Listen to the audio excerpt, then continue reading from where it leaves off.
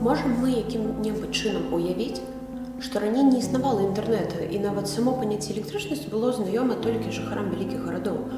Ці каштоўна зараз мы ставімся да магчымасці звычайна накіпяціць вады, згатаваць ежу, ці проста нарэшце пачытаць кнігу ўвечары пад утульным святлом лямп. Нарэшце усе яскрава адчулі ўсё большы шум вады і мяккі гул у сярэдзіне будынка. Мінула секунда, 2, 5, і раптам яркае, асляпляйнае, надзвычайнае для вока святло ўспыхнула на беразе. У першы міг магло здацца, што дрэвы, да таго нябачныя ў мораку, падскочылі да будынка станцыі, а ў цёмную ваду возера быццам насыпалі чырвоных вугалёў, і яны пачалі разгарацца і мігацець. Потым занялося зарыва над Бергале, над Эглайне, і частымі агеньчыкамі засвяцілася доўгае. Так апісваецца запуск электрастанцыі ў рамане Петруся Броўкі «Калі зліваюцца рэкі».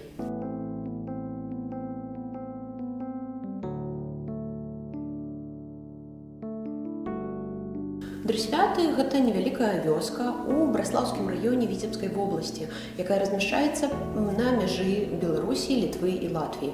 У 1951 годзе ў Дрысвятах адбыўся сход прадстаўнікоў 3 суседніх калгасаў, на якіх было прынята рашэнне супольна пабудаваць міжкалгасную гідраэлектрастанцыю. У будаўніцтве прымалі ўдзел звыш 80 заводаў.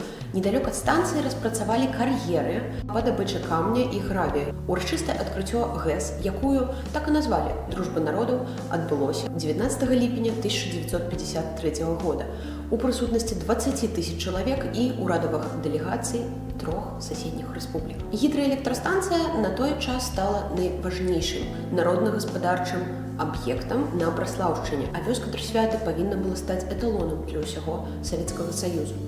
Будоўлі ГЭС на той момант прысвячаліся вершы, паэмы, кінастужкі, нават аперэты. Прычыніўся ад гэтай справы і Петрусь Броўка, напісаўшы свой раман «Калі зліваюцца рэкі». Яшчэ ў 1951 годзе Броўка задумаўся аб тым, каб напісаць вялікі твор аб будаўніцтве гідраэлектрастанцыі. Праца яго, канешне, зацягнулася, і раман упершыню побачыў свет толькі ў 1956 годзе, і быў надрукаваны ён у часопісе «Полымя». Вядома было ў рамана і асобнае выданне, а таксама шэраг розных перакладаў на рускую, украінскую, туркменскую, узбекскую, малдаўскую, румынскую, літоўскую, латышскія мовы. Броўка здолеў пераканаўча паказаць, як у працэсе сумеснага будаўніцтва гідраэлектрастанцыі нараджаюцца новыя ўзаемаадносіны паміж людзьмі. Па-майстэрску і запамінальна ім былі створаны вобразы будаўнікоў самой электрастанцыі, бытавыя малюнкі, у якіх праяўляецца добрае веданне нацыянальных звычаяў і традыцый іншых народаў.